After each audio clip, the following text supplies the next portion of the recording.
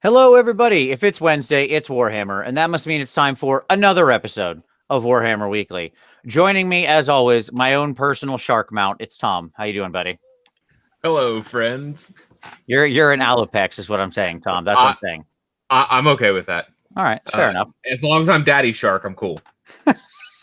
That's some kind of reference thing that only people with kids will get, but I do not. I've never heard this, and I don't know it.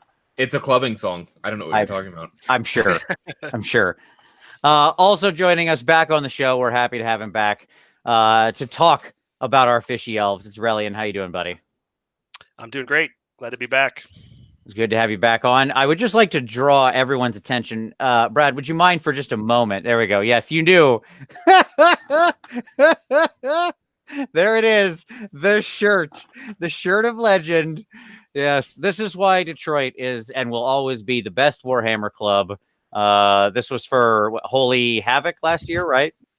Yeah, we all showed up, walked in, and unveiled the shirts to. No. This is Holy Wars. Okay. 2017. So it was just over a year ago, because they wore it at Adepticon as well. Oh, okay. Yeah, that's true. That's true. There you go. So yes, a fantastic shirt. I loved every bit of it. I swear to God, it's like maybe one of the funniest things in my entire life. I don't think I stopped laughing for about 20 minutes. So it's great. We did make sure beforehand that we wouldn't offend anybody or it wasn't too mean, but definitely a good poke. It's obviously well deserved. Yes, it's clear that you all don't know me. That's what I'm going to say. I think because Brad, no, this is a nice thing to do. Brad reached out and said, do you think it'll bother Tom? And my response was, Tom's been friends with me for like 20 plus years, and being friends with me has been described as a crucible that burns away weakness.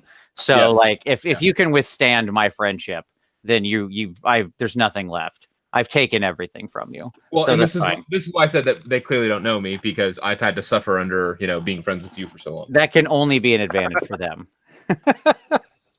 Also, yes, shout out to Sean, who's in the chat, who said, let me be clear, this was Holy Wars. Good call, Sean. All right. So at any rate, we are going to talk about Idoneth Deepkin tonight. We're going to revisit them. We haven't talked much about the old fish elves since their initial release. And I wanted to come back to them, especially since they've been gaining some prominence lately. And I would argue they're well positioned to do strong in the meta. And I think that there are maybe some agreement amongst our group in that, but we'll see. First off, though, let's get to some news. All right, Tom, what do we got today? Sisters of Battle rumor engine. Is that what you think it is? Yeah. It's fine. It's a tank hood. Okay, great. Moving on. It's a tank portal. Yeah. Yep. Portal. Yeah. Who cares? Okay, cool. Next. New corn scrolls. There was they released all the corn scrolls. So let's have a little quick discussion on this. We'll talk about corn obviously in 2 weeks, because the book comes out this weekend. Next weekend will be Adepticon. But I'll ask Rhellion, from what you've seen of the scrolls and stuff, do you like the direction? You like what you've seen spoiled in the scrolls and stuff? This close. This close. Alex not allowing corn at Adepticon may have saved me. There you go. That's what I was about to ask. Is it because it wasn't allowed? F you, Alex. I was at my local games workshop and typing and then deleting messages and typing and deleting messages to Mini Stomp maybe multiple times. Sure. 4 bloodthirsters and a bunch of flesh hounds.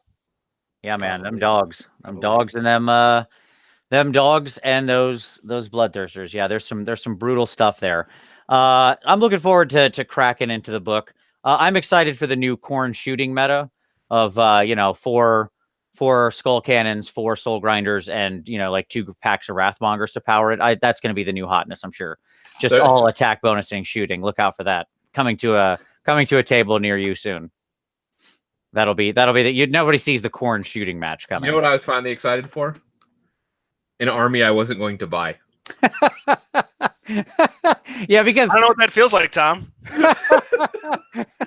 Well, Tom started the year too, banging on about how I'm not doing anything this year, nothing, and like everything that's released, he's like, oh, I'm getting this, I'm getting this, I'm getting this. Like he can't stop himself. So yeah, and they released 4 armies in 2 months. Mm-hmm. Yeah, and I'm 3 deep. So I didn't realize it was that bad. He's really stuck to his guns on this army thing. Yeah, it's really. There's my double carrion boxes up there. Here's my mushrooms for my gloom spite. Like, oh yeah, we're 3 deep. So there you go. Well, good. We finally found one you don't want to buy. So yeah, I already I'm excited. have a army. And then when Slaanesh drops, I'll have another one that I don't want to buy. I can't wait until you want Slaanesh. I'm so excited for the Dark Princess to tempt you over. When you see sculpts that just blow your mind and you're like, whoa, nope, I never knew it could be so wonderful. Nope. I'm excited for it, Tom. Nope. Slaanesh isn't happening. Just like Khorne's not happening. Sure. Now, if they do if they do the Slaves of Darkness Everchosen combination, Mm-hmm. I mean, I do have the collector's edition Everchosen book with metal tokens, Sure. so it's hard for me not to buy into Everchosen if that. You're saying you're a true fan. That's what I'm hearing here, Tom. I mean, I have it. It's right there. I can show you the little metal counters. Excellent. Well, I look forward to just how many more times, Tom, you can break that resolution over the course of the year. I mean, at this point, I don't know that it matters. Like the dam has broken. Okay, so like now we're just arguing about how much water floods into the valley. Well, the reality is that like I'm just broke at this point. Like I've tapped out. I've tapped out all of the like extra funds. I sold a bunch of Dwarven Forge stuff. And it doesn't help that like I have a 3D printer coming in 2 days. Sure. And so, like, I don't know if there's any other armies I can buy. Like, I'm at the point where I'm like, it's not happening anytime soon. Yeah, that's, again, one, sure. Okay. I'm sending a message to Ben Johnson right now. Challenge accepted. Like, that has never worked for any Warhammer collector ever. They're like, oh, I don't have the money. That's okay. That's my response. It's amazing how people can find funds, because like, isn't it though? Like, it's shocking how people are like, I really don't have the money. And then something that like catches fire comes out and suddenly you found a bunch of old figs to sell and you're doing car washes on the weekend and donating plasma and whatever else has to happen. But like, yeah.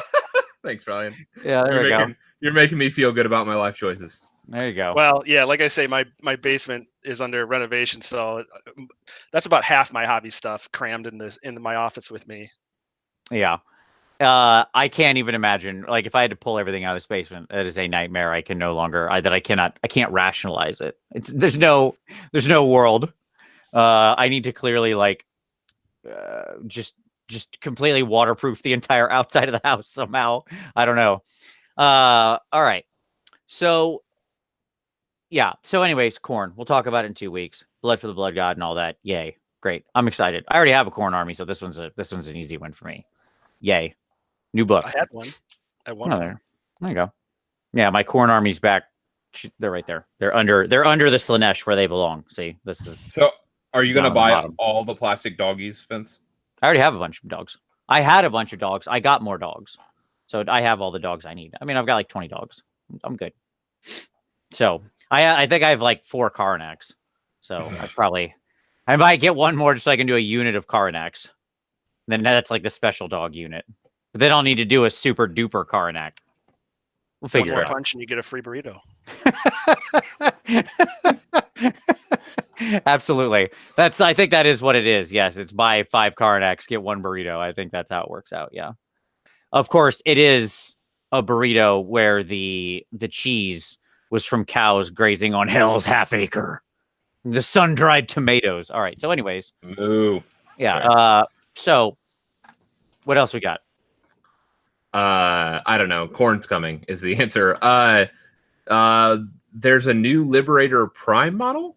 Yeah, it's the store opening special model, which I have never felt worse for the person who has to be behind the community account Facebook than I did in that thread, where they're like, check out this cool new Liberator thing coming to a store opening near you. And then all it is just like, That's I don't like. I'm not going to bother to repeat any of the words because I could summarize every response to it with the noise. And then this person is forced to give like semi-serious responses to that. I think I actually made that noise. Sure. Yeah. Sure. That's a super cool model. It is, and I agree with you, Rhellion. Like I saw your one comment of like, man, I wish a store was opening nearby. Well, I do love that they're opening one in Ballarat. That was the one they announced, and I was like, oh my god, Ballarat! Like all I know Ballarat for is that's right outside of Ballarat's where they filmed part of the first Mad Max movie. That's what I know about Ballarat, Australia. Yeah, it's fascinating. So I have a theory. Oh, okay. I'm ready. We're all ready. Cinderfall said, burn your old store down, by the way. You really got to go the distance for that Liberator Prime. Please, as a disclaimer, Warhammer Weekly and its members and guests do not in any way encourage or support arson of your local establishments to get any kind of model or for any other reason. All right, go ahead, Tom. What's your theory? So my theory is that I'm wondering if, like, we've seen a lot of alternate sculpts of Stormcast. Sure. Like in one-offs. And what I mean by that is like they're not getting like big launches, but we've seen like Gavriel, we've seen like this Liberator, we've just seen a bunch of like random kind of one-offs. Sure. And I'm wondering if like we have like multiple Heraldor sculpts. Like we have some models that have multiple Celestant sculpts. And I'm wondering if like they're like preparing, like they're trickling these out and preparing the market to begin, like, and it may not be in this edition, it may be in like the next to begin to do the Stormhost rollout, like to have enough models to be like, this is the Heraldor for the Hammers of Sigmar, and do like tomes, not just Stormcast, but break them out into the actual.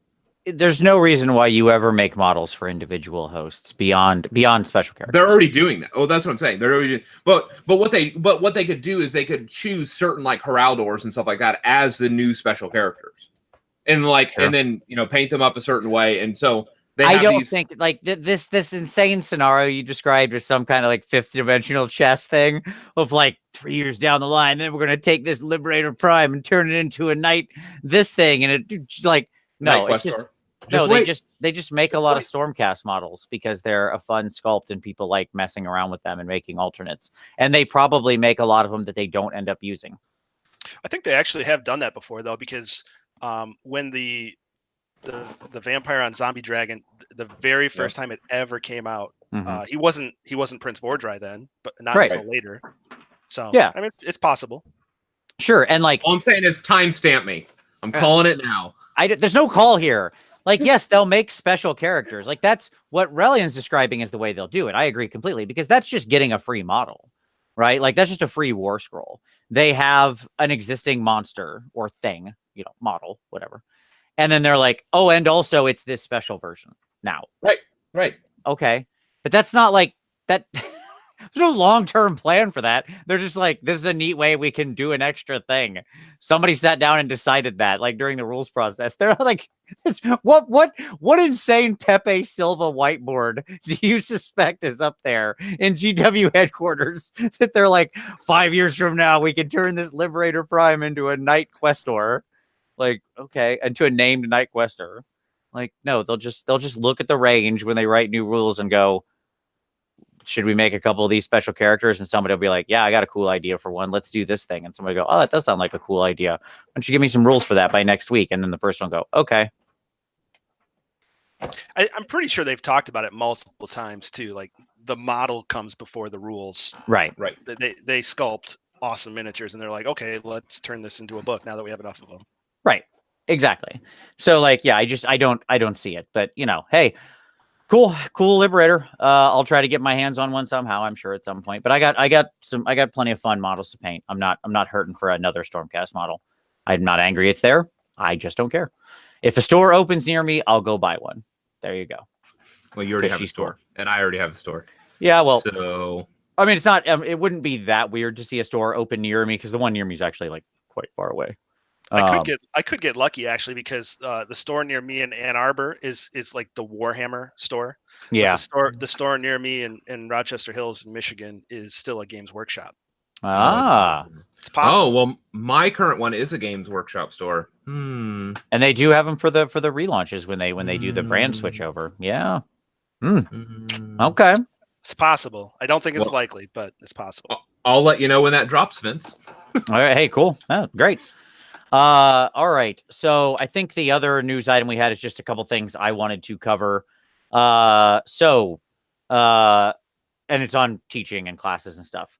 Number 1, Dallas, April 27th, 28th. Spots are still there. It is filling up. So if you're interested, you should get on that. We're going to do the giant robot. But like I said, we'll cover a bunch of stuff in there. It's going to be a really fun 2-day class.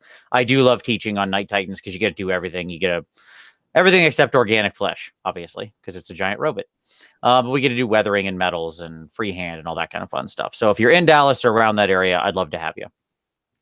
The other thing I wanted to talk about is the UK classes are up now. So for the week in advance of Warhammer Fest, they are up and they are available. So it'll be, there's a Saturday, Sunday class, and then there's a Monday, Tuesday class. The Monday, Tuesday classes are actually like more in the evening hours so that way, people could hopefully still, not miss a whole day of work or whatever. Don't have to take the 2 days of vacation. So then they're at Dark Sphere, which is like in basically, let's just call it the London area. It's easy enough to locate that in the UK.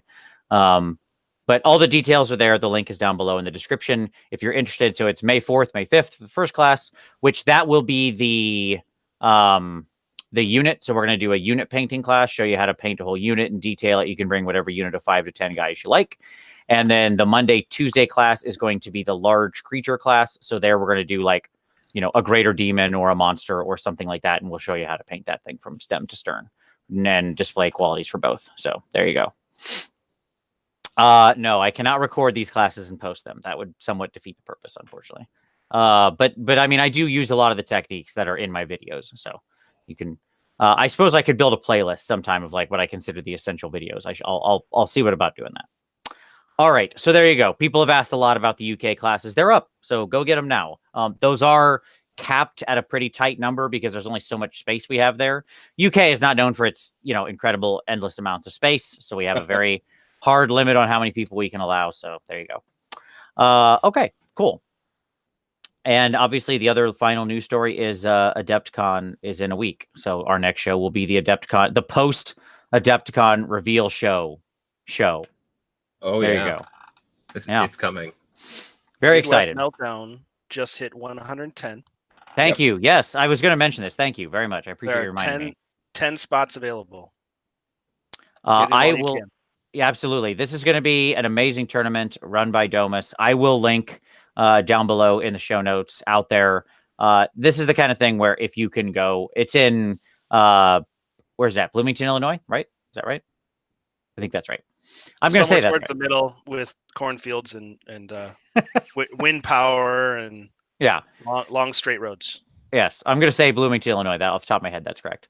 And so it's at 110, which is incredible. I want to see it get all the way up to 120, and I want to see people asking Domus to see if there's any way he can squeeze a few more in that hole. So there you go. All right, so I'll link that down below. Tom just disappeared under a table. Sorry, NashCon will signups go up this month as well. Oh, there you go. Cool. All right. So, any other news things we need to talk about? I think we're newsed. No, that's it. We've done newsed. All right, so let's go to our pick of the week. This is where we share a podcast or blog or something that we want to share with everybody. So, Rhellion, we'll let you start off there. Any video, podcast, blog, anything that you saw that you want to share with everyone? I will go with this week's Sigmar and Son. Nice. My friend, tournament travel buddy, and teammate Sean Clark was on there talking Flesh Eaters this week. Nice. So, give it a listen, give it a watch. Excellent. Yeah, Sigmar and Son, a couple really nice guys. I will link down there to their show, so you can all go check it out. And Sean is an excellent player. I've had the good fortune to play against him a couple times, always in a team setting where he's with Jake. And both of them are just as top-notch of opponents as you could ever get. They are the very rare combination of incredibly good players and incredibly nice people who somehow make you feel really good. No. You're not getting the same shout out. Sorry. Well, hey, you're nice. I got 3 sports votes at Blood and Glory, buddy. It was the accent. It was the accent. I would say that's the American accent. That's exactly what it is. Yeah, they're angling to impress the Yanks there. That's all that is. No, Sean is an incredibly good guy. So I'm check that out. All right, Tommy, what about you? What do you got? This is the week of corn reviews. I mean, yes. And so I'm just gonna promote, I'm just gonna go down the list. Tyler Mangle, on his Mangle Miniatures has a review of the Corn book. We have a review at AOS Shorts, and a bunch of others. We'll have a bunch of links down below. Obviously the book hype is in full power, is in full swing, and so I just want to point folks to those resources. Okay, nice.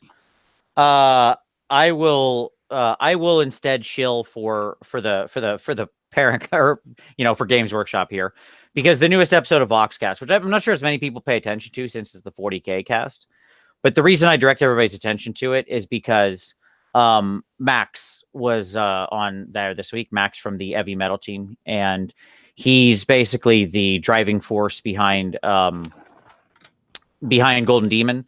One of many of the Heavy Metal judges and internal people participate, but he's been, he and Aiden have been 2 of the leaders there of bringing it forward and sort of changing it up in a new era. And I really like a lot of the things they've done. They have a really great mindset about it. They've really expanded it. He has a great eye for art. He's an incredible painter. And they do a good interview about sort of his art and his history and what he thinks about Golden Demon, where he wants to go with it, and about competing in it. So I get questions fairly frequently about competing in something like Golden Demon and about competing in general. It's definitely a good listen. Max is a great guy. He's super nice and super talented, and probably as the head judge for Golden Demon, if you're interested in competing, you may want to listen to what he has to say. Just a thought. So, sometimes the secrets aren't real secret. Sometimes people just talk about it. So check that out. There you go. I'll link that down there. All right. Hobby time. As we come into the week before Adepticon, I see a lot of hobby hustle on the hobby Twitters. So, Brad, what do you got going on, man? Are you done? Are you ready? Is everything tight? What's on your hobby table? How much time we got? All the time you want, buddy. I built and primed about 2,500 points of Skaven. Okay. You've made the right choice there. I built, primed, and started painting a 2,000 point Flesh Eater army. And then I also built the second half of my Idoneth army. And then have been painting those. This last week I've been doing basing. I did some base coats, and Andrea, my wife, is helping me paint the rest of the army. We're working on washes now and starting to do detail work. So we'll be done this week. For me to I see Sean in the chat. Keeping you honest. It'll be done this week for me to go whoop Sean's ass this weekend at his house. Nice. So that's 3 armies by count there. Now, here's the question. Between the Skaven and the Flesh Eater, what are you more excited to get on the table and play and pilot? Skaven. That's right. Yeah. Okay, we've made the right choice. Good. Glad to hear it. All right, excellent. I mean, there's more long-term power there. Yes. Plus it holds a special place for me, because I didn't really know you guys then, but at the very tail end of 7th edition, I won a raffle and got a free half of the Skaven army, and that's what started me into tournament Warhammer. And I played all through 8th edition almost entirely with Skaven as my tournament army. Oh, nice. So my entire early Warhammer career was all Skaven. That's So awesome. I'm getting back to my roots. There it is. Yes. I mean, once you go Skaven, you know, it's they burrow their way in. They gnaw hole their way into your heart, and it's hard to get them out. All right, Tom, what are you working on, man? Is everything done, or you still got stuff to do? Sure, everything's done. I'm happy. I happen to be painting a couple, like Endrin riggers that I don't know. I felt like I needed like 6 more or so to supplement my 18 that I already had, and so working on those and doing some painting and just kind of waiting and seeing how things shake out. So as we approach Adepticon. Well, you're very relaxed by the standards of you. So you must be relatively close to getting this finished. Either that or you're on some form of heavy medication. Yeah, I mean, work's getting done. All right. I'll say that. Normally, Tom's freaking out. I just want everybody to know that. Like when it comes down to stuff, I don't know, man. I don't know if I'm going to make it. So, but no, this time he's been chill. So I think you must be in a pretty good place. Yeah. So like I'm going to get these guys done. And then like they don't even have to be done, but I'm going to get them done. And then I'll probably turn my attention to my 3D printer for a week or two, and get all that stuff figured out. And then maybe, I don't know. I don't know if I'm going to take up. I've thought about doing my son's Stormcast, doing the 1,000 points of that. You need to crack them Carrion Empire open, buddy, and get to work. Well, I say so. It's either that or to start the Carrion Empire project for this fall. That's the right answer for our team's event. So I don't know. Like I have some hobby projects. Like I have some Skyrim conversions I want to do. Sure. And so I've been like slowly like grabbing like three heads from the Plague Claw Catapult bit sites. Like as they would go up, I grab them real quick. So I'll have my Skyrim Acolyte block. So I have a hobby project for some rats I want to do, and yeah, I don't know. Like I'm not real sure. I'm pretty sure that I still want to do Gloomspite, maybe as a thing next year as my like hobby army. Sure. So I don't know. I'm in a nice spot. I have a lot of options. I have a lot of the stuff that's like a smaller force that I'm going to paint. And I'm faced with a lot of options. And if dwarves drop in the next couple months, which statistically it sounds like there's a high likelihood of that, whether it's KO or Fire Slayers, I'm kind of positioned well for both. Yeah, I'm excited for them to just blow up your spot next week. Like, that's going to be pretty great because you're going to be like, yeah, I've got this stuff. I know what I'm doing. And then they're going to be like, and here's the show. Here's these 5 reveals. And you're going to be like, God, no. What am I doing? My entire hobby year has been cast into chaos. Well, you know what the good news is? You could probably crack those boxes and sell those 2 Archregents and buy whatever army you want. Yeah. for probably what they're going to go for on eBay.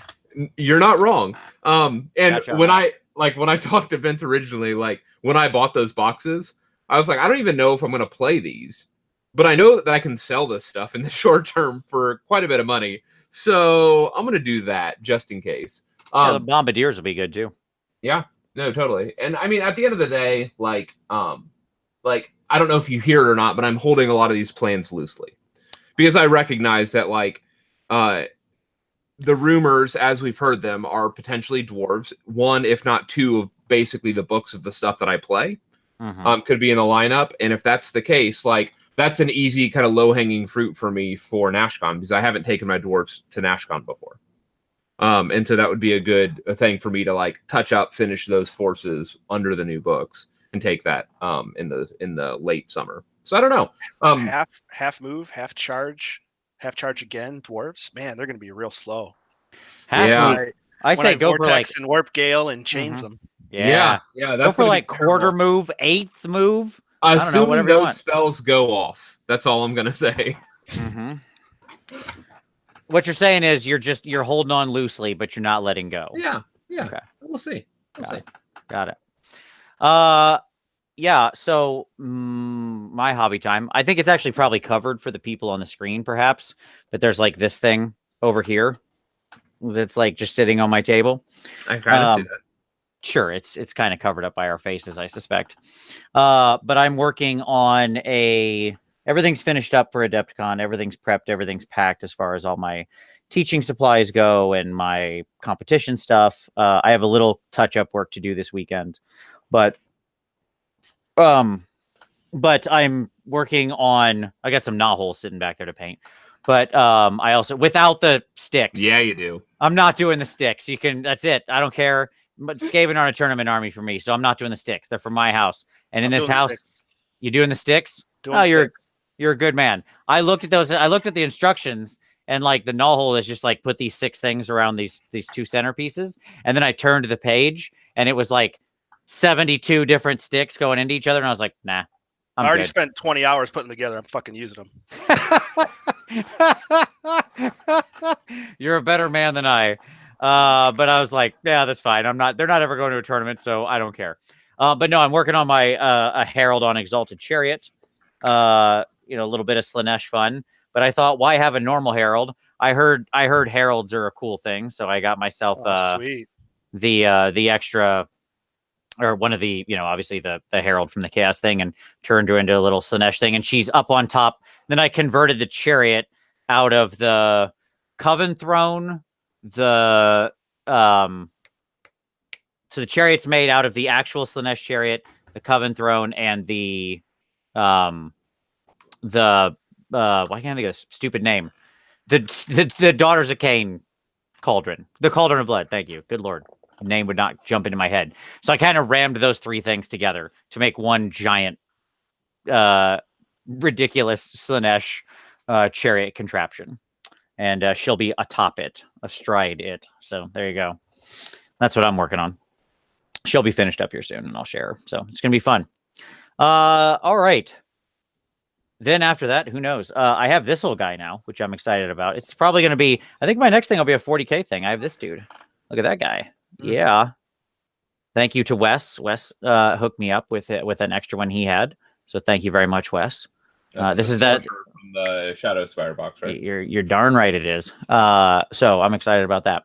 That dude is gonna be sweet. I have a promotion. Sure, go for it. You mentioning the Shadow Spire box in 40K reminded me that this is actually some Shadow Sphere, whatever. Doesn't matter. So for those that like Warhammer Quest, like this was a find that I had this week that was like, it blew my mind.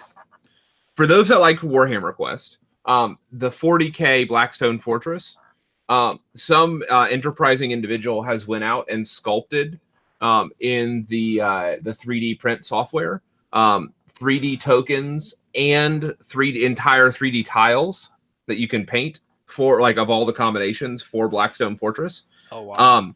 And you can get all of the, if you have a printer, you can get all the print files for $20 for it and the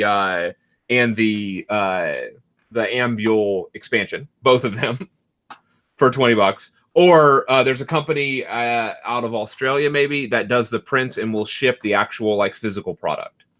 And for like the deluxe set, which is both the tiles and the tokens, it's pricey. Like the deluxe set was like $300 or something.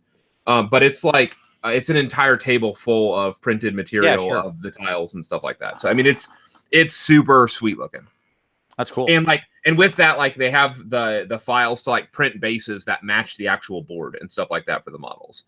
And so we'll have the link for all that in the show notes. I may or may not have already bought that set before the printer's here.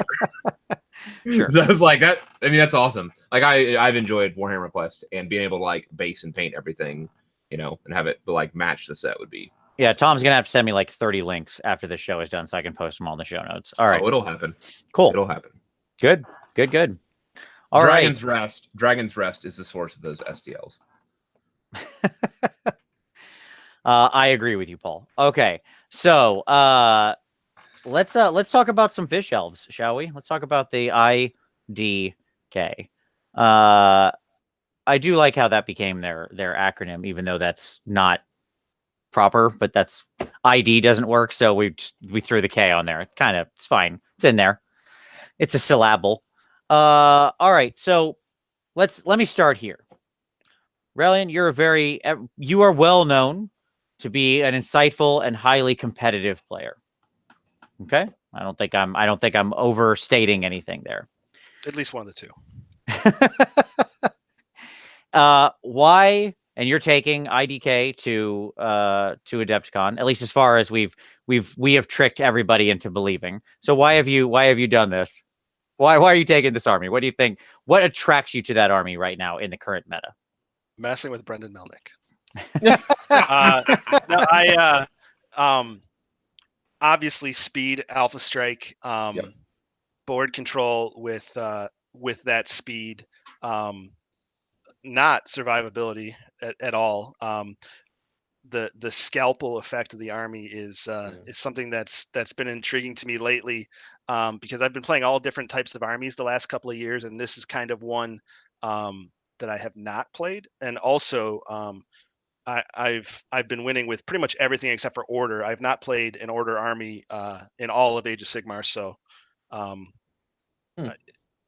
this is my entry into Order, and I've kind of formulated a plan to best succeed in that area. And it's kind of the right time, like you were saying, the meta is kind of shaping up where it would be effective to take them versus what's out there right now. Right. As I think we've seen lately over in the UK. I think it's the right time for them, especially with some of these books coming out, and I think they're poised to do well for a while. And by a while, I mean maybe this summer. Sure. That's how we're counting metas now. Yeah, and I think if we could put our finger on sort of what some of the elements are that have made them strong, I agree with you. They have this sort of surgical strike capability. Honestly, if I had to think about like armies I've seen you play that they kind of mimic, I remember, what was it? Was it Adepticon 2016 maybe, that you had like generic destruction with like some BCR shooters and some goblin bodies? Yeah, the Moo clan. Yes. Where like and that, I think, like obviously it's a very different thing, because instead of having like one big mammoth that does mortal wounds, now we've split them down into like sort of eels or whatever that do mortal wounds. Yeah, it's 2 units and then 4 infantry blocks running behind them. So right.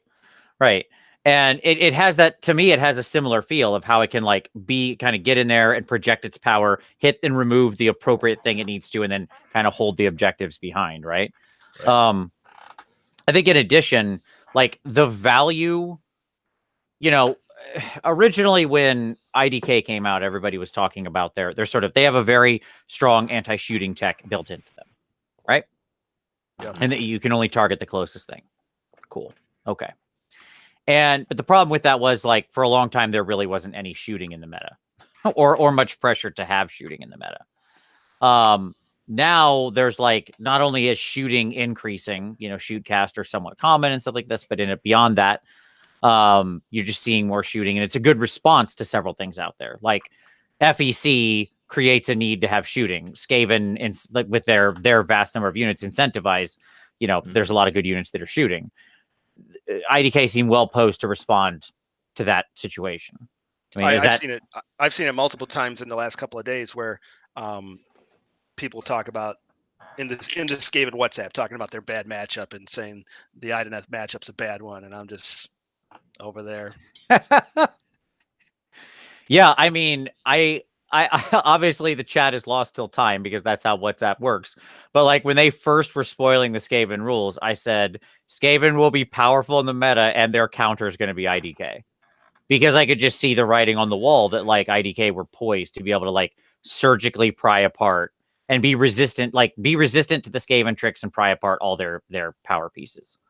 Okay, cool. Tom, what about what are your thoughts? Anything you want to add on the general sort of 40,000 foot view? I think one of the scariest aspects of IDK is their mobility. In the new world where you can run and charge, that's really powerful. Where you can run 6 inches and charge. Yes, like auto run 6 in charge. Oh yeah. Yeah, it's like, and I don't think that people have really wrapped their brain around like what the consequences of that are, because they're going to be sitting on like at least a +3 charge as well, and they have a re-rollable charge, don't they? Like built into the unit. And so like they're gonna move up. Like you're gonna set up 24 inches. You're gonna set up your screens on the line. They're gonna move up to like 3 inches off of your line, and drop a 2d6 rerollable +3 charge. And if you like have a 3-inch screen, they're just gonna like hop your front line, turn their bases sideways, and crash into whatever was behind it. At least +3. At least +3, yeah. And heaven forbid, like you go, okay, well I'll just set up farther back. Yeah, that's not going to work out well for you because that just lets them get their bases in farther. Because they're going to drop a long charge and get over your chaff. And so like the only way, depending on the matchup, they might even come off the board edge too, and there's really nowhere to hide. Right. Yeah, there's nowhere to hide. And like the way that you block this crazy charge is a double chaff line. That's about the only way that you're going to do this. And it's going to be like, and you're just going to have to take the damage. Like there's not a lot of good solutions against it. And the problem is they're going to get into you turn 1, and then they're going to high tide turn 2, and potentially finish the job. Well, and I would argue the important part here isn't necessarily even, I don't know, and maybe Brad, maybe this is my read on it, but I mean, I welcome a different opinion. I think when I've said this before, like maybe last week, when people see movement like this, like these guys will easily clear 20 mid-range pick a number inches without like, okay, sure. Yep. That's just, off the jump, they're doing that. And when people see numbers like that, they think, oh, okay, cool. That means I can get everything into people turn 1. And my answer is, yeah, maybe if the situation's right. But the power to it isn't necessarily to get in turn 1. The power to it is you get in whenever you need to from wherever you are. Right. It's not about turn 1 alpha strikes. It's about, I will always be a threat to you. And as you start to move, if your lines and moves aren't perfect, as you need to move into the board, I will always be able to surgically hit you regardless. One of my practice games this weekend, I usually don't split them, but I split my eels. One unit completely bounced on my left flank, and they got ground out, and I lost them. The next turn, my other eel unit had destroyed an entire 40 block of goblins on the charge. So it flew across the entire board and then charged back into that combat and helped me win the game. So it's just, okay, I'm on the other side of the board. Now I'm over here and doing what I need to do. Mm-hmm. Right. It's just the extreme mobility. And I think that the extreme mobility is what's going to catch people out. And the reality is that like in the list that that's become kind of popular, it James that drafted it from Just Play? James Tinsdale. Yeah, James Tinsdale. The problem is that like it also has some Namarti backing it up, so it has some troop refilling. Like if it loses some troops to shooting, and those 10 packs of thralls can do work. Like if they get into something. My original list, like before the book came out, obviously, was multiple units of 30 thralls. That changed over the course of the book releasing. As it did, and me not playing Deepkin, but originally, like my list coming in from the very start was 15 eels, Eidolon, 2 soul scryers, so +6 to charge coming off the edges. That switched to 18 eels and an Eidolon, and then now eventually 18 eels running James's list after seeing just how successful the thralls and the reavers have been for me.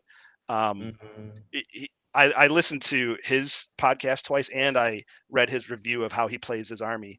And he constantly says the MVPs of his army are the thralls. And by thralls, I also mean the reavers, because they're all the same, whatever. Sure. But the Namarti dudes. They do work. They really do work. Mm-hmm. So let's talk about the much maligned reavers. Okay. Like I think everybody certainly, most initial hot takes on the reavers were that they were completely worthless. Right. I believe that's the direct quote from Tom. Yes. I did listen back to your episode from last year with Domus. Oh, excellent. That's amazing. I believe I offered a weak defense of the reavers during that episode. If you listen to it, you can verify that. Did I offer a weak defense of them? I think so. All right. I feel like I was okay. There were a couple of hot takes that kind of fizzled out from that episode. I'm sure that's true. I really want to go back and listen to that episode. I don't listen to old ones enough to see how wrong our hot takes are. But hey, that's the business of hot takes, right? Sometimes they cool quickly. So but let's talk about the Reavers. Where have you seen the value in them? How are you using them? Like why have they proven better than everybody's initial read on them being, basically hot Chinatown garbage? Movement 8 rerolling runs is pretty awesome. Running and shooting is solid. I thought they were, for the longest time, I thought they were pretty garbage. But once you have them on the table, because I have to have them on the table for the formation, right? They do pretty solid. I mean, more often than not, half my unit, if not the whole unit, can get within 9, because they're in 10 packs, so it's not that much. But I mean, 30 shots from a unit of 10 guys as they're moving forward onto objectives is pretty good. Or clearing the last wound off something so I can charge away into something else with my eels. The last wound or 3 with 30 shots, it can usually be done. Nice. Yeah, I mean, I think it's a good point not to underestimate. Just it's sort of a weight of dice situation, right? Yeah. Okay. Cool. Yeah. All right, and then I mean, like, I don't think the thralls. You're using your thralls in tenors as well, right? Yep. And I usually keep 1 off the board and charge it in once I bring in the scryer. Gotcha. Most of the time I'll get in because I have 3 command points, so I can if I need to save 1 to reroll the charge coming off the edge. I've been pretty successful with that. 2 chances to hit a 6, you'll probably do it, but it's a good support. It's a good extra threat, and they can be really good when they're hitting the units that they want to hit. Right. Yeah. So let's talk about. I mean, I don't think thralls need that much defense. Honestly, I think the 32 mil base, they've got a pretty good like power per square inch. They've got the bigger infantry base, so that means like anytime you see that larger infantry base, it often means usually the unit's intense. Not every time, but often, especially if you have that right power. So like they track. I don't know. I don't think we need to defend the eels. But let's just talk about the eels for a moment. How much? What's that? Go ahead. No, sorry. Go ahead. You say how much are?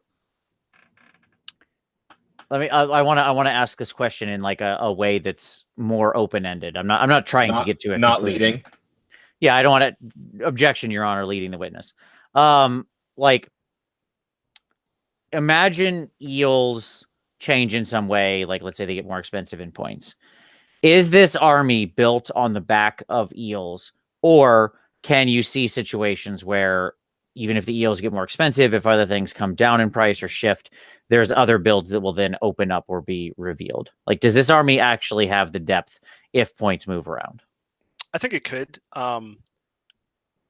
I'm usually not the guy who tries those combinations out. I'm the guy who steps in once someone's figured it out for me, and takes advantage and tries to play the optimization to the fullest. But I do think there can be something with sharks if they come down. I honestly I did not review the points, so I don't even know off the top of my head what, if anything, is going on with them.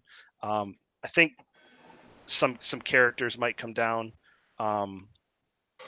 Basically, the non-optimized stuff coming down and the optimized stuff going up is I mean, what we can expect with most any army. Sure. And I think right, the yo-yo effect. Yeah, maybe defensive eels, maybe more infantry, because those dudes are really effective, but they don't see play. So I mean, I could see them coming down. Right. I think it would be nice to be able to return to my original idea of larger units of elves, of infantry, and seeing how it does. After painting these ones, or helping paint these ones, I don't know if I would want to paint another 50 thralls to get up to 90. But I mean, I think it could be viable. Does the Eidolon have gas in the engine if he comes down? If they come down, whatever, obviously there's 2 of them at different points, but let's 40 points. Let's pick a number, right? I was playing him now. I almost took him to Adepticon. Okay. The Storm. 400 Storm being points. that's the melee one. The melee one. The melee one. Mhm. He was in my list up until seeing, listening, and reading about James's list, because my list was 18 eels plus an Eidolon, and it was doing pretty great, but it was 7 drops. Yeah. Gotcha. And I wanted to get down. Even 2 more drops has made a massive difference. 5 drops in my mind, like 5 drops is the minimum in competitive play. Like, or maximum maybe is a better way to say it. Like, I try to never be more than 5 drops, or if I do get more than 5 drops, I'm at like 12. If your strategy relies on that decision. Yeah. Yeah, I agree.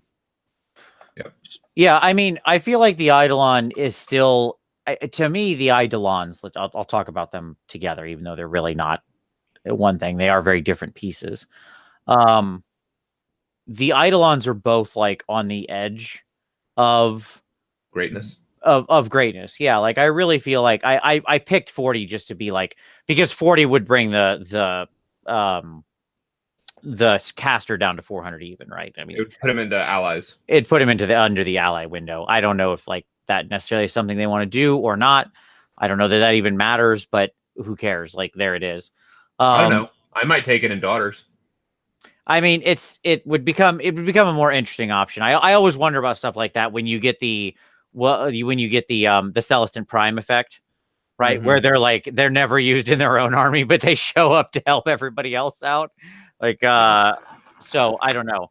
But like, I do feel like those guys have an incredible potency that's just like that. Again, they're not bad. They're just not the choice when you compare them to the current value of the rest of the army, right?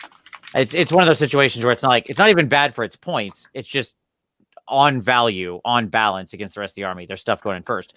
It's what you just said, Rhellion, right? Like it was in there, but then you looked at it and you were like, well, I can get all this other stuff for that same amount. In the end, it's going to do more work for me, right? Like I said, I really liked it because I played about 8 games with it, and it was successful in almost every game except for like the first couple, because I was very new to playing Deepkin against other competitive lists, because we played them at our club days with guys that are all preparing for GTs and all typically do pretty well. And I got beat up pretty good, and I kind of went back to the drawing board with my thoughts on how to use him, and did improve from there. But in the end, he is a lot of points. And while I think he can be competitive, that amount of points can be better spent elsewhere. Is there ever a world where the Turtle Scroll, given its current rules, is a competitive piece? Yeah, sure. What is that value? What is that amount? So, like, right now, don't ask him that. That's not fair. Why is that not fair?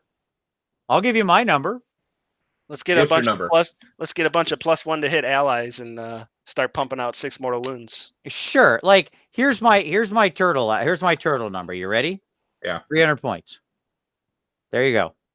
There's my turtle number. Because that puts him in the other like monster non-hero categories, like what we've been seeing with the Terrorgeist and the Royal Zombie Dragons.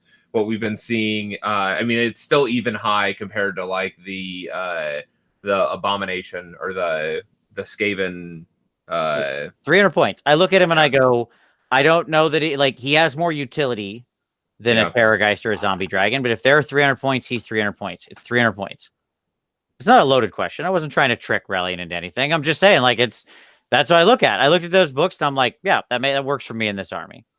I don't think he's as good as a Terrorgeist or a Zombie Dragon, but they should be less costed because FEC have less overall options of what the phases that they play in than, big pieces like that should be more expensive in this army. Well, plus if the armies shift to different types of armies, he's also a better support piece that could maybe fit in a different puzzle piece for those types of armies. Yeah, like an anchor, like a backline anchor, or even like a forward, because like he's defensive and he's going to give cover to everybody around him, right? Right. Yeah. Okay. So let's see if we can unpack. Like, again, I don't think it's a loaded question. I'm fascinated by the turtle. I think he's a cool model, and I would love to see him. I'd love to see him show up in competitive lists. I mean, he'll show up in fun lists all the time, and that's fine. Nothing wrong with that. So how dirty do you feel getting? Well, I always love this. Hold on. As the start of a question. All right. I'm leading. Getting to place 2 full-size boats on the table. That's in my notes. Oh man, I love it. I love it. It is the most nut punching thing that it is. They're by far the best terrain piece in Age of Sigmar. I will say this, having played almost. I think I play every army that has a terrain piece in Age of Sigmar. It's the best terrain piece, period. Talk about that a little bit. The amount of board control, like I was playing take and hold, and I put them in a V because they have to be 6 inches away, almost touching the backboard edge, but it funneled all of my enemies into that area and then blocked off the other ones, and it gave me like 1 strike point that I needed to hit with my eels. Like you put it on their side of the table in their zone, or on your side? I put both boats in their zone around their objective. Got it. So like boom, like this behind their objective, right? Exactly. Yep.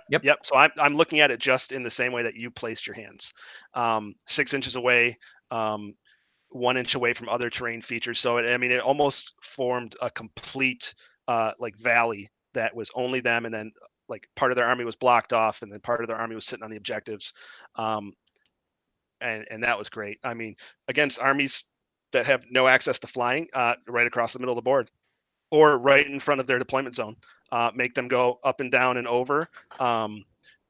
I saw James do this in one of his battle reports. I think it was one of the 6 objective scenarios. He was able to put the boat behind the objectives, so it forced them to deploy forward. Not that you need it. I mean, you can charge the backboard edge pretty much against anybody, but it forces them to decide: do I want to deploy my models in and on this boat, and risk movement? No, I want to be able to come forward, so I'm going to have to deploy on the line. I can't deploy my my shrine or my cauldron of blood, whichever it was, back behind, because then I'll be slowed down by this terrain feature. Yep. I've done it almost like a corner for one objective, that like playing a 4 objective scenario.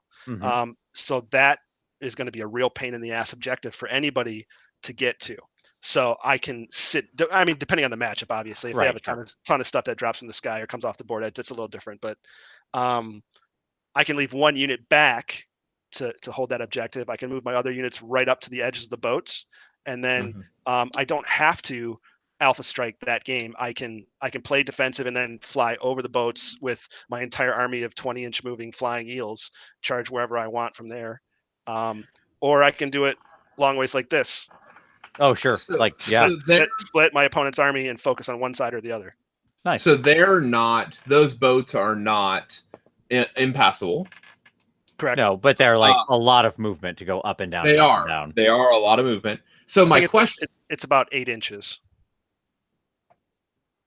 per side. So maybe more. So it's like 3, 2. Okay. 1 or 2, 2, 3. Gotcha. So in light of that, so it'd be 13 inches, 14 inches, somewhere in like that. A significant amount of movement to get over them. I mean, it probably depends on where on the boat you go over. I was about to say the same thing. Yeah. Vince. So what are your thoughts on, like, how do you play with like when things are climbing, right? There's been this discussion of like they can stop halfway up spaces. Sure. And like, so what is your thought about like measuring models? Like, I can imagine a world where, like, let's say you have like a horde of like 60 goblins, and them getting an inordinate number of models in range because of that. Like, have you thought about like other people exploiting the fact that it's 3-dimensional and suddenly like a front line, like everything's within range of the 60 goblins and their spears because they're coded up. They're coded. Sure, yeah, they're like ants on the side of the boat, basically. Right? Yeah, like they fire side. ant. They fire ant. Yeah. Like along the line, and then basically like their entire front line is within 2 inches now of all 60. I have not worried about that because either I'm going to charge them and kill them all, Sure. Okay. or Because they're goblins. or I'm going to charge something else and they can't reach me because they're moving 13 inches up and down a boat. Gotcha. Right. Okay. So I mean it's a legitimate thought and question, but I would try to use that to my advantage one way or the other. Yeah, it's funny because like I love that no part of this discussion, right, has been about the rules of the boat. Like the fact that it's like it gives you a ward save, nope, and or it can do some piddle mortal wounds to them. The mobility is the problem. Nope, Like, nope. the key is It's the the mobility. physical presence of the terrain, Right? which, by the way, was They're my key. yeah. No, they absolutely are. And I this is the thing. I don't think this, I think you're exactly right. I have zero disagreement with this whatsoever. And this has always been my gripe with Sylvaneth Wildwoods, right? Is that what matters with terrain is usually the physical presence of the thing more than the rules almost. That one is a double whammy, but there you go. It's total karma too, because when Gary was doing so well, and when Andrea was playtesting her eels at the same time, she didn't really know this, but she was doing the same thing Gary was doing, Gary Percival. Putting the boats back to back, putting the boats on objectives, covering everything up. And I took pictures and I would send them in. I was like, are you seeing this shit right now? That what these guys are doing with these boats? And now I can't do it with the boats because I submitted it. Yeah, you submitted responses. Yeah, now I can't do it. So it's a little karma. That's karma. Your own wife ruined it for you. Yeah, there you go. I told her she's one of the reasons she ruined Deepkin. Yeah, no, I think I'm side eyeing the chat right now to see what's coming. Sure. I think it is. It's really interesting because it shows how impactful that could be, and it's funny too because when I think about the difference between like that and it's really funny because in my mind, the terrain that we've seen for armies, which let's just assume that most armies now get terrain. Let's say 4 out of 5. Okay. There's a restricted aspect to where it can be placed. Well, there's no. Well, yeah, I mean, sure, that's fine, but I would still argue there's a bifurcated element to the terrain that gets made. Okay, for these armies, is it an aggressive part of your? Is its placement? Let me say this: an aggressive part of your gameplay strategy. That's one half, or is it a piece that is more or less just existing to do something for you? Let me give an example. All right. So I would argue, let's just take the 2 recent books. I would argue Gnawholes fall into the prior category, right? Because like choosing to keep 2 on your side for either obstacles and or arcane buffs versus having 2 threats on their side and where you place them. Yeah, sure. They have to be within 8 inches of a board edge, but that still gives you a lot of range where you can drop these things, right? Is very much a part of your strategy and how you're going to play your army. Compared to like the Charnel Throne, which, yeah, sure. I mean, okay, it could like block line of sight to something, right? Like I'm not arguing that it couldn't block like line of sight to one of your arch regents or something. The Loon Shrine is the same thing. Like it's a buff. It's in their area. Like there's no cutting off areas or creating like funnels. Unless it's like right in your area and you can protect like one thing that happens to be within your space in a more strong way. Right, a Herdstone would fall into this category as well, right? It's just more or less a thing to be like set. The new corn one will be this way, to be sat roughly in your area. Perhaps it will be adjacent to one objective and be of value, but it's just more or less there to do a thing, right? Yeah, and so I think that's an interesting distinction because the boats are like way on this side of the spectrum, right? In that they're absolutely a part of your strategy in the army. I think Gnawholes are right there with boats on that side of the spectrum because you were talking about kind of where you place them. Like in my games, I've placed 2 in my deployment zone for arcane terrain. Sure. And then the other one on a flank or in the opponent's zone. I've done 1 in mine and 2 on the flanks. Yep. I've done 2 in my opponent's zone, 1 on mine. To threaten teleports on both of their flanks. Yep. And I think those different options are once you kind of master the ability to quickly look at your opponent's army, look at the table, and then make that snap judgment. Those kinds of snap judgments are what make winners at Warhammer tournaments. It's true. It's true. And not everybody gets to have those toys to play with, which is like, it'll be interesting to see moving forward. Because like, even I think about Gloomspite. You know, like I have my Loon Shrine somewhere around here. And like, but that can never be used as an offensive tool. Right. Like that's just not what that is. Sure. And there's no like flexibility with the Flesh Eater Shrine too. That just sits back. Right. It doesn't, and that's it even does worse. its job. It does its job, but Right. but that's all it does. Right. And I would say it's even worse because it's smaller. So like it's even less impactful for line of sight. As opposed to like Loon Shrine, which you can hide quite a bit of stuff in the corner behind that. Like that's it is at least it is a giant piece. Like it's a giant piece. And so it's just interesting. Or like now contrast that with like Daughters. Like Daughters don't have any terrain, and they probably aren't going to have any terrain.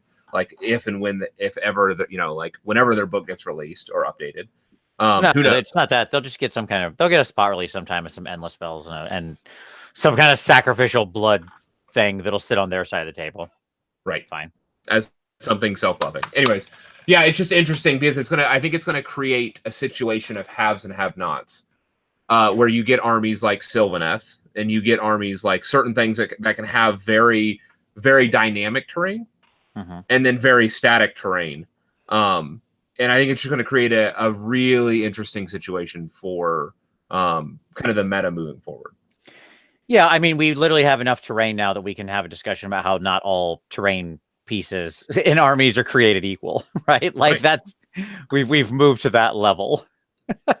We're a long way away from just like these stupid tree people bring their own trees. We've come a long way, baby, from that. All right, cool. So I do want to spend some time here talking a little bit about like sort of talking about, I don't know, whatever, our chambers, our enclaves, right?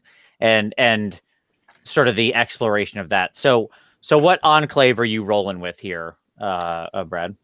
The one that you said was garbage last year on your show. I'm excited. Was it me or Vince or both? Vince. Me. Futhian?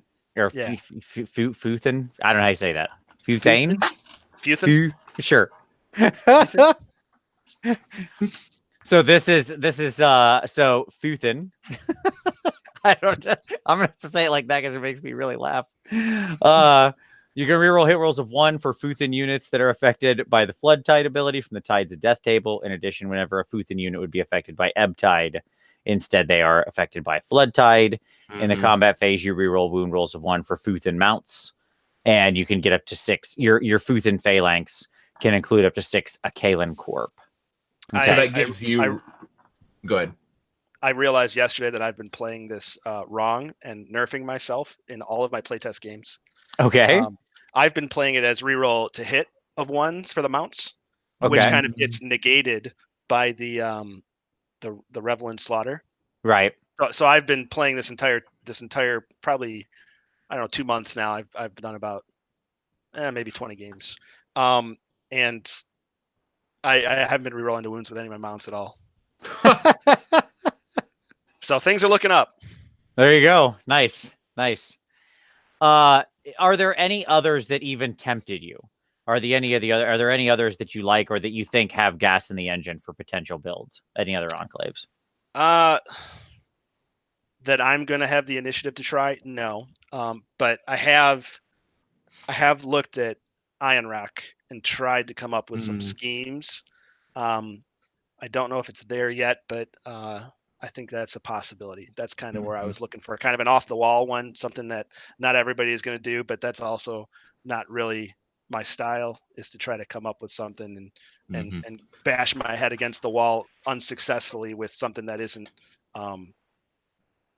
My philosophy is to make it clear, if the two best players at the event are playing each other, it shouldn't be about who has the best list. They should both be this tier list. If we have two excellent players and one guy's got this list and one guy's got this list, I don't want to be this guy. So I want to be up here, or I want to be this guy. Yeah. No, I understand. It's funny too because like there's I talk a lot about Johnny, Timmy, and Spike, right? The sort of psychographic profiles of Warhammer, and when you get into Spike, there are Spike and especially Spike Johnnies. There are like little subgenres of these psychographic profiles, and like one of them is the Perfector. One of the Spikes is like the Perfector, and then there's another like Spike Johnny combo that's like the Innovator, and like the Perfector or whatever borrows what the Innovator does and then perfects it. So like the way you described the way you like to play, it is like textbook exactly the description they gave of this little sub thing. So no, you're right on. I've done it for the last every single year of AOS. The first year I kind of did my own thing because there was no path. Like I played and won with Archeon and Everchosen, but that was because it was pool choices, and I can have an army of Everchosen. It was ridiculous. And then I took Moon Clan, won with that. Took Change Host, won with that. Took Nagash. Well, I mean, I guess I kind of was the first one with Nagash because it was the first event of AOS 2 with endless spells. So. Playtester advantage.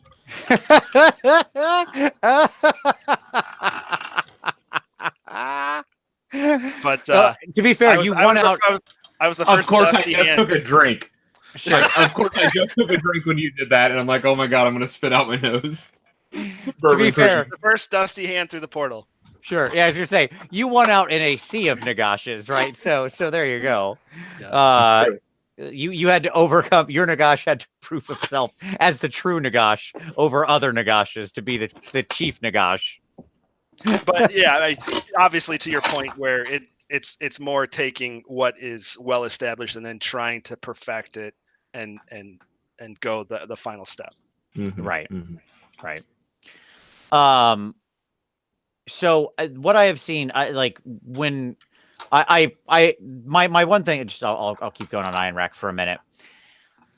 I wish, so I kind of wish there'd be like a flat across the board FAQ thing. Like whenever we do the big FAQ, I would love to see an update to where everything that says like +1 to cast and unbind, that they just like add the word dispel to, right? Yeah. Because like right now there's this really interesting thing where like Skaven, FEC, and Khorne all have like really good abilities to dispel endless spells because they actually have bonuses they can get to dispelling, and most other armies don't, right? Because it's just not on the scroll or it's not in the ability or whatever.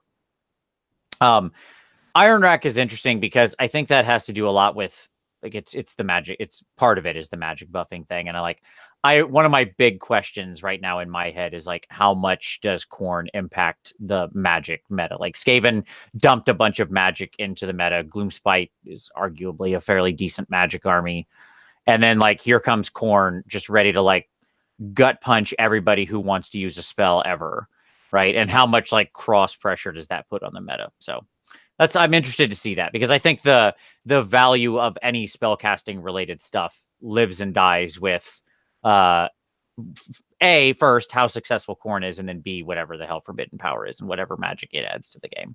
Because clearly it's going to do some kind of crap like that.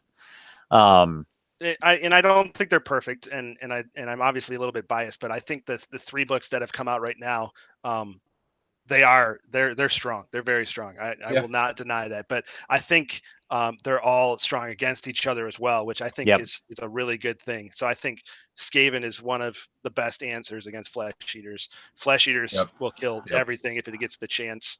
Khorne can be great against Flesh Eaters and Skaven, depending on how much anti-magic is there, depending on movement shenanigans or combo activations.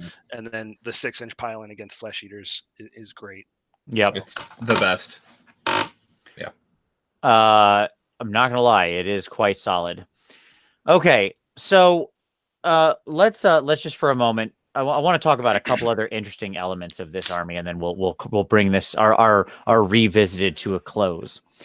So the first thing I want to talk about is this army has truly a unique thing that nobody else has in the way that it has it, right? So like, and I'm talking about the rituals, right? Oh So boy, I know about the rituals. So for those not familiar, I'll do a very quick rundown here, right? So like the Deepkin have this really interesting, unique mechanic that's like not magic and not really prayers. It's sort of a mechanic that only they have. And so like basically you can during your hero phase, you can choose to do a ritual. And if you do a ritual, you pick which one is being done, and then you pick an Ishran hero. So you gotta have an Ishran hero, which you probably do. From your army, it's got to be outside of combat. It's gonna be 9 inches away, even farther than outside of combat. From enemies, you roll 2d6. You add a lot of different bonuses in a lot of different situations. I'm not going to go through it all. Just there's a lot of crazy ways to bonus this number, and on a 10 plus, the ritual goes off, right? So, and the ritual can do one of 3 things, where until your next hero phase, enemy units don't get a benefit for being in cover. You can heal Eidolons and reroll failed hit rolls and casting rolls for Eidolons. And you can make it so until your next hero phase, enemy models can't fly, which we mentioned the boat thing earlier of what happens when non-flying units meet boats. So that's pretty decent. But here's what. Yeah, Can I tell you this story about how I lost the podium at Blood and Glory to these goddamn rituals? Sure, please do. Yes. Because I was going to ask what's your experience with the rituals. So this is perfect. So Blood and Glory, I flew over to England this year with Andrea, and we both had an awesome time sightseeing and hobbying and hanging out with Twitter friends. It was such a phenomenal tournament. But in Game 4, playing against Deepkin with my Nagash Grimgas Reaper list, man, I'm almost certain his name is Dan. His tag on Twitter is Broccoli Boy. He hit 4 10 pluses naturally in a row to turn off flying against Nagash. So my Nagash was stuck behind my Reapers. My resummoned Reapers were stuck behind terrain. I couldn't get to objectives. 4 turns in a row, he had me locked down, and I absolutely lost the game because of it. Well, obviously, not to take anything away from Dan, but he pressured me early, and we both made decisions based on the way that the game interacted. But holy cow, those rituals, man, they really threw a wrench in the mix. And personally, myself, I've seen it where I've turned off flying a couple of times because it doesn't happen very often. It certainly doesn't have 4 times in a game, Dan. If that is your real name. But even the few times it does happen, it's one of those things where it's almost like a completely free, separate ability that can be game changing. Right. It was quite good, and that's the one that I've focused on almost entirely that I've played.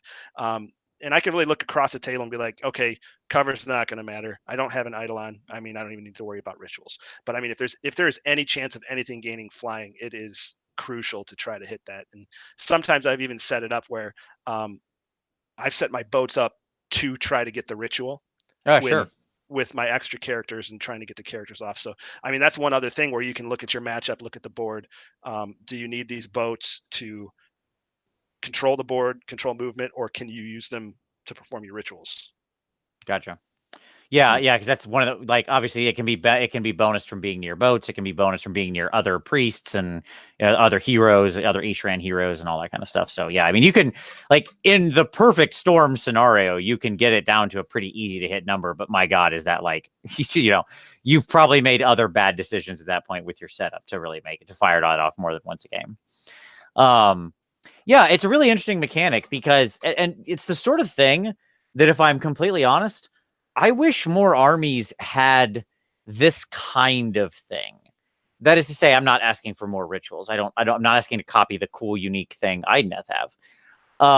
I would like to see other armies explore having a just unique thing like this that no one else has. Now, I know like these ideas don't grow on trees. It's got to be something that sort of fits. But I think this is a really cool take. Because like you said, it's just sort of this cool bonus thing that happens. If you're hard rolling it, it's not going to happen that often. But it can be highly impactful, and it's a cool extra thing they can do that makes the army stand apart. I think it's pretty cool. All right, Tom, any thoughts on the rituals beyond that? I mean, to me, the only other ritual that would matter here is if the Eidolon suddenly became, cheaper to a point where they were like, showing up in a lot of lists or even multi-Eidolon lists, then I would be like, okay, maybe that's worth doing. But any thoughts, Tom?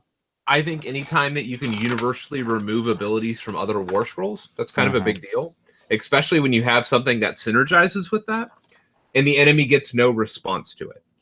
Because that's what we're talking about here, is we're talking about you doing something and the enemy having very little recourse or response to it. And so and where mobility, you're already king of mobility, this basically is like a twofer.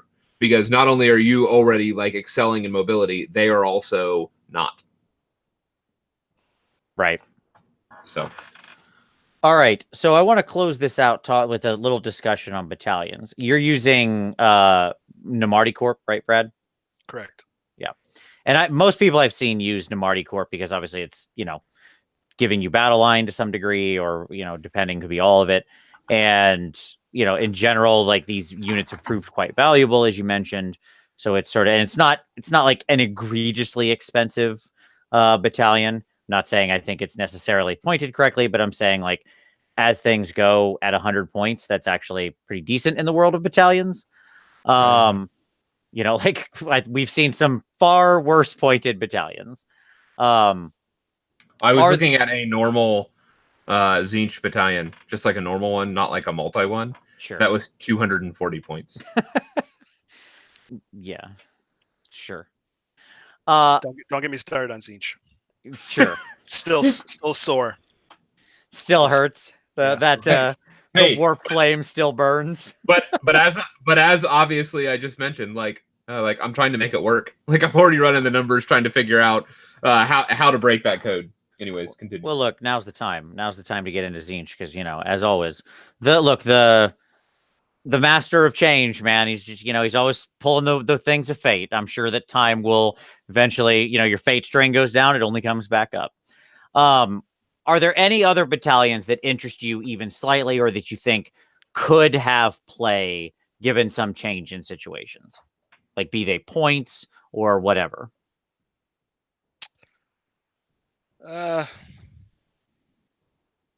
Maybe a Keelian core.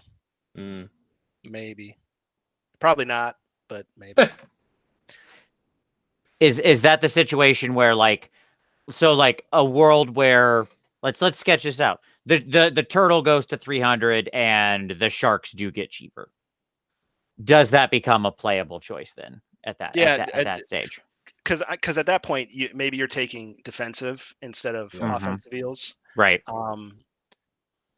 Maybe the offensive eels would go up, but the defensive eels wouldn't. Right. Or not as much. They're so good.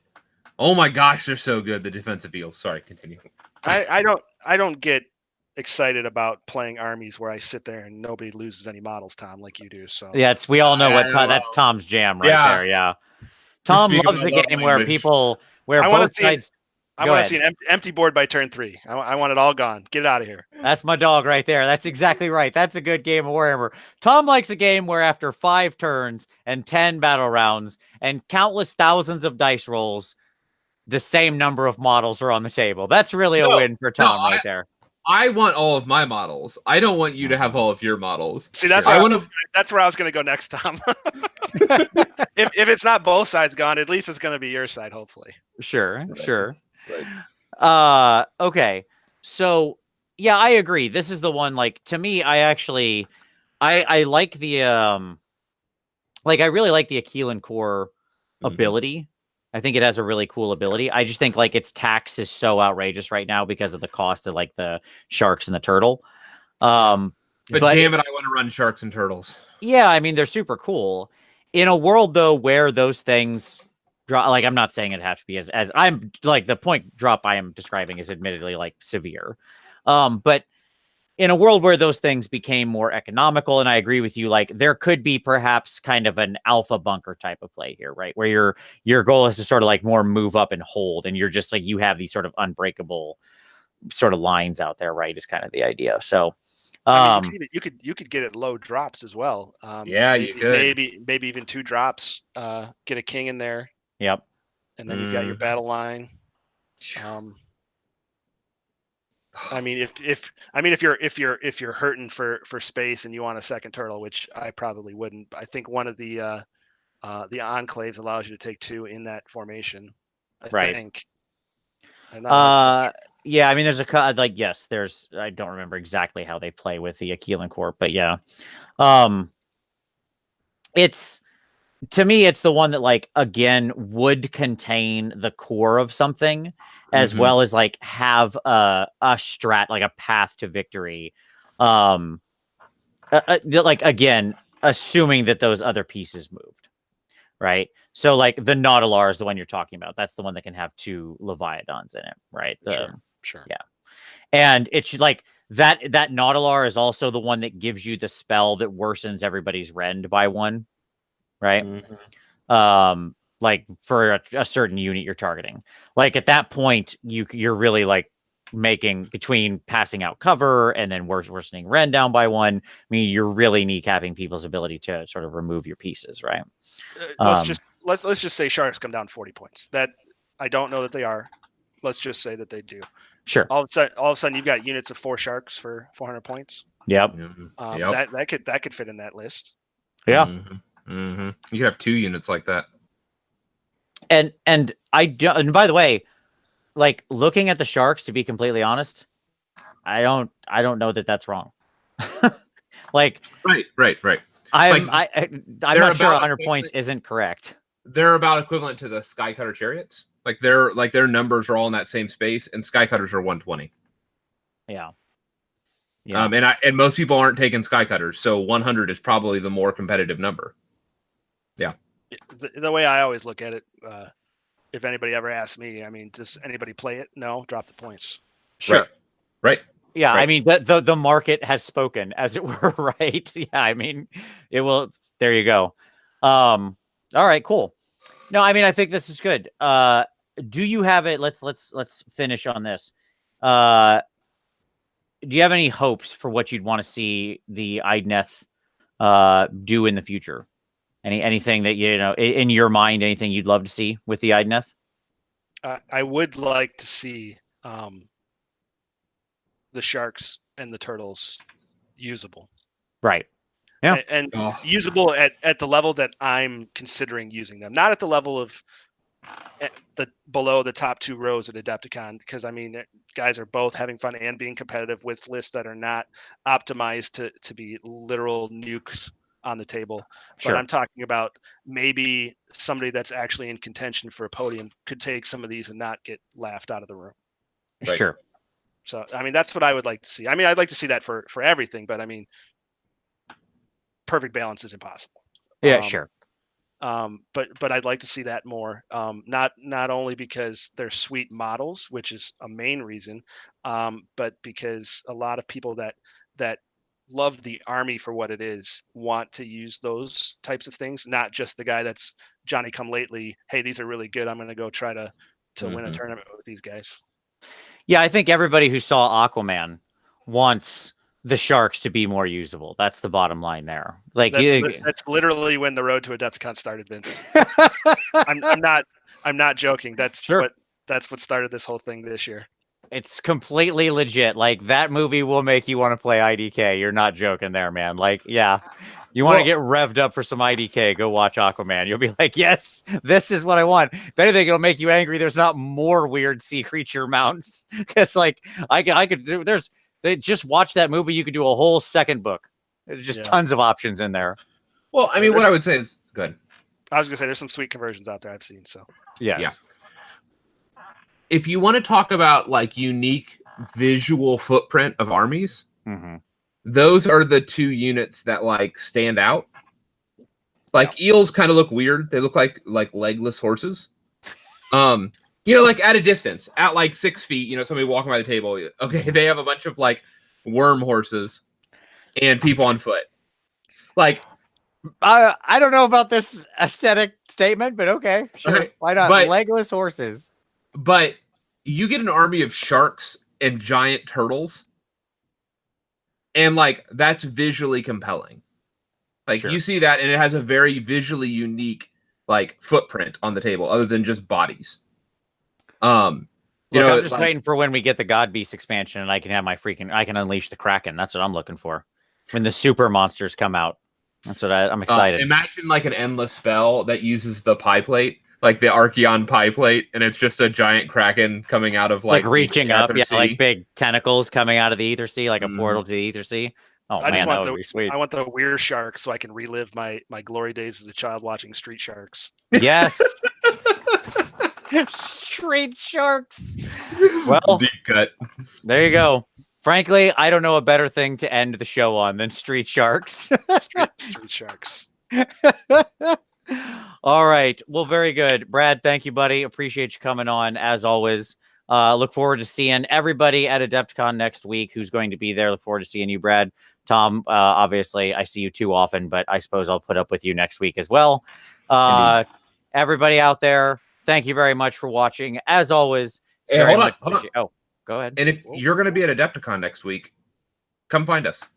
We'll be there. Say hi. Say hi. The whole time. Absolutely. Yeah. Yep. Vince will be wearing a dumb smock that says, "Hi, I'm Vince." Yeah, that one. There you go. Maybe the Warhammer. That's right. Thanks, I might be wearing this shirt. I might be. We'll see. And if you ordered, if you ordered I'll give an update on this too. Here, you may remind me. You interrupted my closing. I'll say this too. If you waited to the end, if you ordered Warhammer Weekly merch, I did get it. I'm still dividing everything up. I don't know when I'm going to be able to ship stuff out, given Adepticon, but I will have everybody who ordered their stuff at Adepticon. So if you did order something and you marked it for Adepticon pickup, I will have it with me. Please come find me so I can give you your stuff. I will be helping to judge the paint for the AOS events over the weekend. So, I mean, I'll be around in that area. That's always a place where you can find me. I'm also judging the Resin Beast competition for Creature Caster, so you'll be able to find me around their booth probably. And then I'm teaching a lot, so you can find me in the hobby area. If you look in one of those three places, that's where I'll be. So there you go. Okay, cool. Anything else, Tom? Am I okay to close the show now? All right, very good. In which case, thank you very much for watching. We'll see you next Wednesday.